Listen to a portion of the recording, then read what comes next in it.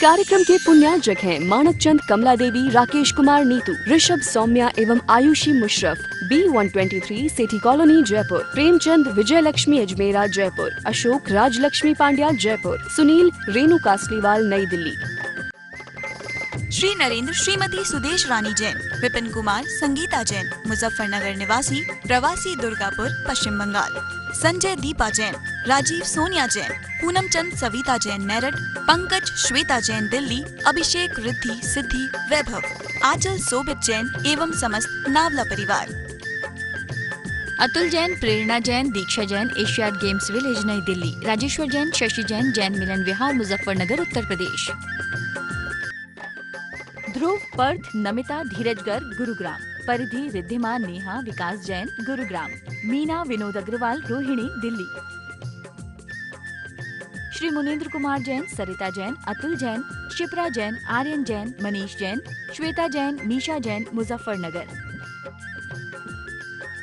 श्री राजेंद्र कुमार जैन, श्रीमती मंजू जैन, आशीष जैन, मीना जैन, पारस जैन, स्वाति जैन, समृद्धि जैन, सिद्धि जैन, शाश्वत जैन, जैन महिला मंडल चंदर नगर सहारनपुर।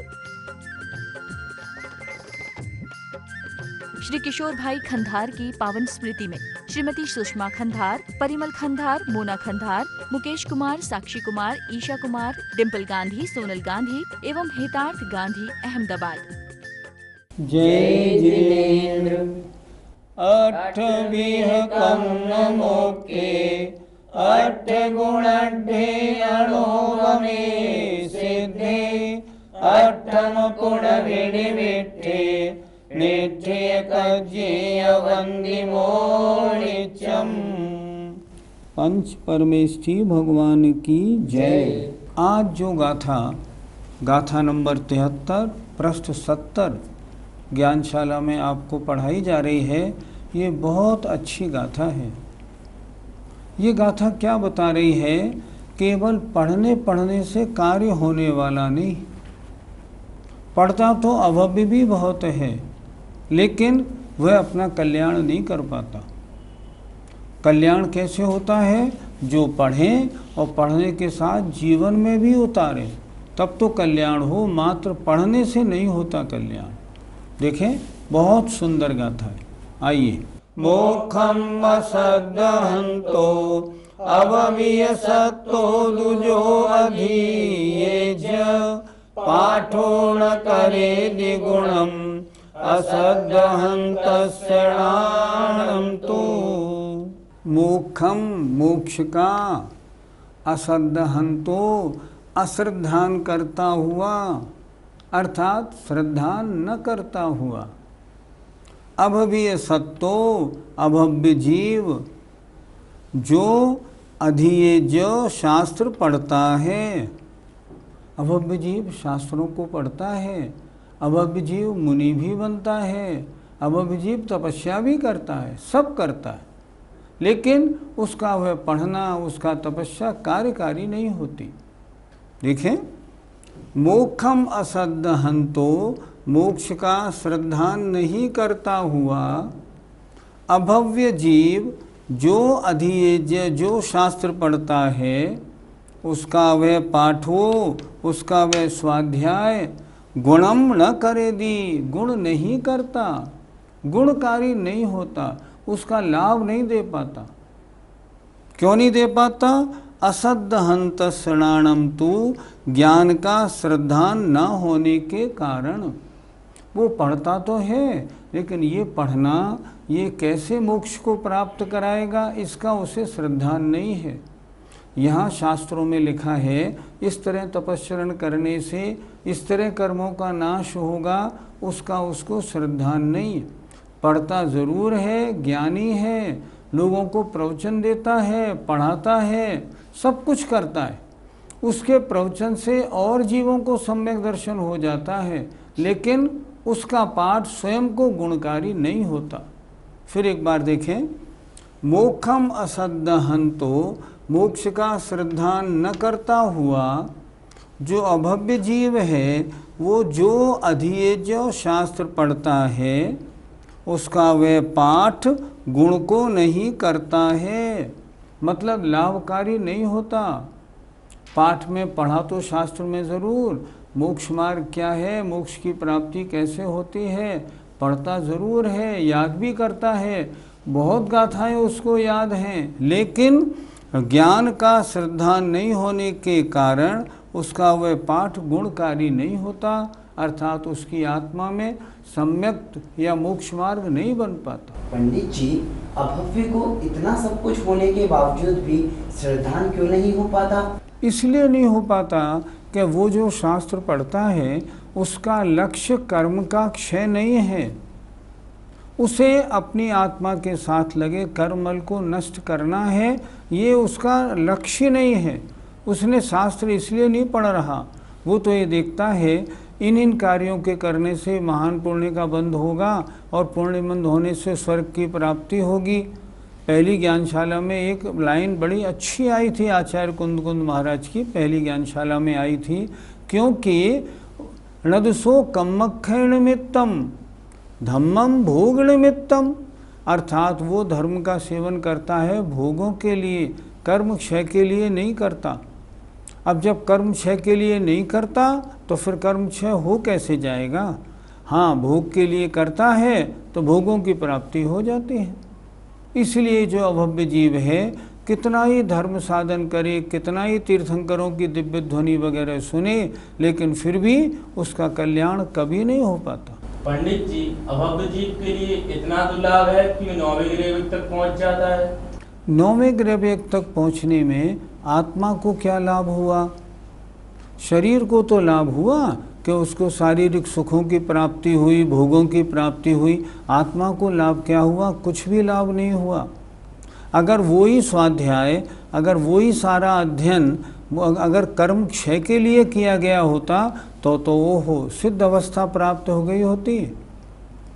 आज हम आप में से बहुत से जीव, अधिकांश ऐसे ही हैं। ध्यान से सुनिए मैं क्या कह रहा हूँ। मैं ये कह रहा हूँ हम और आप में से बहुत से जीव ऐसे हैं जिन्हें कर्म क्षय के लिए कोई चिंता नहीं। वो तो धर्म ध्यान इसलिए करते हैं हमारी गाड़ी ठीक चलती रहे, भोगों की प्राप्ति होती रहे। डर है कहीं वो अभव्य तो नहीं, लेकिन ऐसा लक्ष्य कभी नहीं बनाना है। हम जो स्वाध्याय करते हैं, जो धर्म का सेवन और पालन करते हैं, उसका लक्ष्य एक ही रखो, किसी तरह से आत्मा के साथ लगे कर्मों का क्षय हो। अगर ये लक्ष्य है तब तो कल्याण होगा, नहीं तो कुछ होने वाला नहीं है। संस्थान में पढ़ते हैं तो हम तो भव्य होंगे नहीं। आचार्यों ने लिखा है इस भीषण पंचम काल में जब सारी दुनिया भोग और अर्थ के पीछे दौड़ रही है, तब उधर से दृष्टि हटा के जो लोग धर्म की उपादेयता समझकर कुछ धर्म सीखने में, करने में, लोगों को पढ़ाने में लगे हुए हैं, समझना वे भव्य हो सकते हैं। गारंटी तो नहीं है, लेकिन फिर भी भव्य हो सकते हैं। आचार्यों ने लिखा, मैं नहीं कह रहा हूँ। आचार्यों से जब प्रश्न किया गया तो उन्होंने उत्तर दिया, इस भीषण काल में जो धर्म में रुचि रख रहे हैं वे लगता है भव्य हैं, लेकिन अगर मान लो भव्य ना भी हों तो निराशावादी क्यों बने? निराशावादी बनने से हमें मिलेगा क्या? आशावादी बनो। ऐसी धारणा बनाओ मैं तो भव्य ही हूँ और भव्य हूँ। जो स्वाध्याय मैंने किया है जीवन भर इस संस्थान में पढ़ूंगा, लोगों को धर्म पढ़ाऊंगा, सारा जीवन ज्ञान दान में और परोपकार में लगाऊंगा। अगर आपकी ऐसी धारणा है तो बिल्कुल आप भव्य हैं, अभव्य नहीं। हम तो ये कहते हैं हमारे संस्थान में पढ़ने वाले सारे बच्चे भव्य हैं, जभी तो हमारे यहाँ आए हैं। पंडित जी, अभव्य जीव को शास्त्र स्वाध्याय गुणकारी क्यों नहीं होता? इसका कारण है उसकी आत्मा में जो मिथ्यात्व है अनादि अनंत काल तक रहने वाला है, प्रगाढ़ मिथ्यात्व है। उसमें योग्यता ही नहीं है कि वो सम्यक्त को प्राप्त कर सके। अभव्यत्व पारिणामिक भाव है, उनकी आत्मा का स्वभाव है, वे कभी भी धर्म के ऊपर श्रद्धान कर ही नहीं पाएंगे। कितनी मेहनत करें पर लक्ष्य की प्राप्ति उन्हें हो नहीं पाएगी। ये सब कारण है अभव्यत्व नामक पारिणामिक भाव का। पंडित जी, अगर अभव्य जीव को धर्म के प्रति रुचि नहीं है तो फिर क्यों वो मुनि क्यों बनता है? भैया देखो, मुनि नहीं बनता। मुनि बन के ऐसा घोर तपस्या करता है कि घानी में पिल जाए और उफ भी नहीं करे। अगर ऐसा घोर तपस्या न करे तो नौवां ग्रह यूं ही थोड़ी मिल जाता है। सब कुछ है, लेस्या भी उसकी शुक्ल हो जाती है, परिणामों में शांति रखता है। लक्ष्य क्या रखता है? मुझे सांसारिक भोगों की प्राप्ति, मुझे अहमिंद्रपने की प्राप्ति होगी अगर मैं यहाँ तपस्या करता हुआ उफ करूँगा, दुख मानूंगा, धारणा अपनी बदलूँगा तो मुझे नहीं होगी प्राप्ति। उसका लक्ष्य दूसरा है। जो जीव जिस लक्ष्य के अनुसार स्वाध्याय करेगा वो उसी लक्ष्य को तो प्राप्त करेगा। उसकी आत्मा में योग्यता नहीं है कि वो कर्म क्षय के निमित्त के लिए स्वाध्याय करे, इसलिए वो भोगों की प्राप्ति के लिए स्वाध्याय करता है, तपस्या करता है, उसका फल मिलता है, उसे भोगों की प्राप्ति हो जाती है। कर्म क्षय के लिए करता तो कर्म का क्षय होता। आत्मा में योग्यता नहीं, इसलिए उसका लक्ष्य बनता नहीं और इसलिए स्वाध्याय वगैरह या तपस्या वगैरह के कारण सांसारिक सुखों तक सीमित रह के रह जाता है। पंडित जी, मोक्ष तो हमने देखा नहीं, फिर हम उस पर कैसे श्रद्धा करें? इसका मतलब तो ये हुआ कि आपने मोक्ष नहीं देखा, आपने देखा क्या है ये तो बताओ। जो सूक्ष्म जीव हैं क्या वो तुमने देखे हैं? कर्म प्रकृतियाँ आश्रवबंद आत्मा के साथ लगी हैं क्या तुमने देखी हैं? कुछ भी नहीं देखा। क्या भगवान आदिनाथ को आपने देखा? फिर उनकी मान्यता कैसे बनाओगे? नंदीश्वर देव आपने नहीं देखा तो मान्यता कैसे बनाओगे? नहीं, ये तो सब गड़बड़ हो जाएगा। हमें अपना श्रद्धान कैसा बनाना है? जो वस्तु हमारे देखने में नहीं आती उसका श्रद्धान तो हमें आगम के अनुसार बना लेना चाहिए।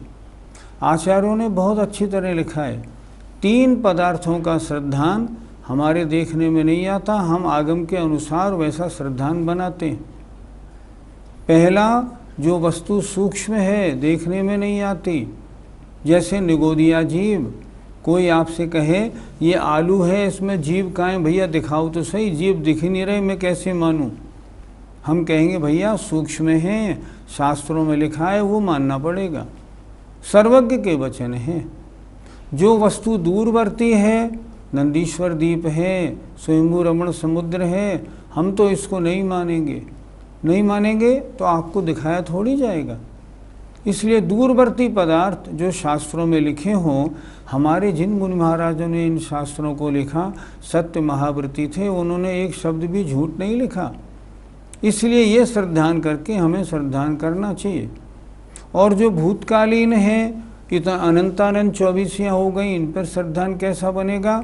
आगम में लिखा है, बड़े बड़े आचार्यों ने लिखा है, सर्वज्ञ के वचन है, उनका श्रद्धान करना चाहिए। इसलिए मोक्ष है कहाँ? लोक के अंत में मोक्ष है, जहाँ अनंतानंद सिद्ध आत्माएं विराजमान हैं। ये जीव हमारे जैसे थे, ये मोक्ष में कैसे आ गए यहाँ? इसका मार्ग आचार्यों ने शास्त्रों में लिखा है। आश्रव बंध से दूर हटो, संबंध निर्जरा में लगो, अगर लगोगे तो मोक्ष की प्राप्ति होगी, और मोक्ष की प्राप्ति होगी तो लोक के अग्रभाग में सिद्धालय में जाके हमारी आत्मा का निवास होगा। ये सारी बातें शास्त्र के अनुसार हमें श्रद्धान करने योग्य हैं। पृष्ठ 71 पर 3 गाथाएं दी हुई हैं, 74, 75, 76। अलग विषय है बिल्कुल। अकाल मरण क्या है और किन कारणों से होता है, और ये विषय भी बहुत ज़रूरी है, क्योंकि आज एक ऐसे भी कुछ स्वाध्यायी लोग डेवलप हैं जो अकाल मरण को नहीं मानते। वो कहते हैं अकाल मरण होता ही नहीं। सर्वज्ञ ने जितनी आयु देखी है, जब उतनी आयु में मरण हो रहा है, फिर अकाल मरण का क्या काम? इसलिए वो अकाल मरण को मानते ही नहीं। लेकिन यहाँ आचार्य कुंद महाराज जो हैं वो लिख रहे हैं ये अकाल मरण है। देखिए जरा, आइए। विश्ववीण रथ क्षय भय सथ गहन संकिले साणम आहारु सासाणम निरोहण खिजये आऊ। मरण 2 प्रकार का होता है। जितनी आयु पाई है, अगर उतनी आयु पूरी भोग कर जीव मरण करता है तो वह काल मरण है। और यदि उससे पूर्व विभिन्न कारणों से उसको अपना शरीर छोड़ना पड़ जाता है तो वह अकाल मरण है। यह अकाल मरण है, अर्थात समय से पूर्व होने वाली मृत्यु। इसमें कारण क्या है? आचार्य कुंद महाराज ने 3 गाथाएं दी हैं। उनमें पहली गाथा हम देखते हैं। विष बेयण, विष की वेदना। जहर पी लिया, जहर पीने के कारण उससे जो सारे शरीर को नुकसान हुआ, उससे अकाल मरण होता है। रक्तक्षय, रक्त का क्षय। चोट लगी और चोट में तमाम खून निकल गया, उससे भी जीव अकाल मरण को प्राप्त हो जाते हैं। तीसरा भय, डर के कारण। सत्थक गहन, अर्थात शस्त्र की चोट। किसी ने सिर पर बंदूक का जो निचला हिस्सा है कस के मारा, चोट लगी और मर गया। इस तरह शस्त्र की चोट। और संक्लेशाणम, चित्त में संक्लेश होने के कारण। आजकल देखा जाता है चित्त में संक्लेश है, रात में सो रहे हैं, चिंता उठी और चिंता उठी, उठते उठते हार्ट अटैक हुआ और आदमी मर गया। ये अकाल मरण क्यों हुआ? ये अकाल मरण संक्लेश के कारण हुआ।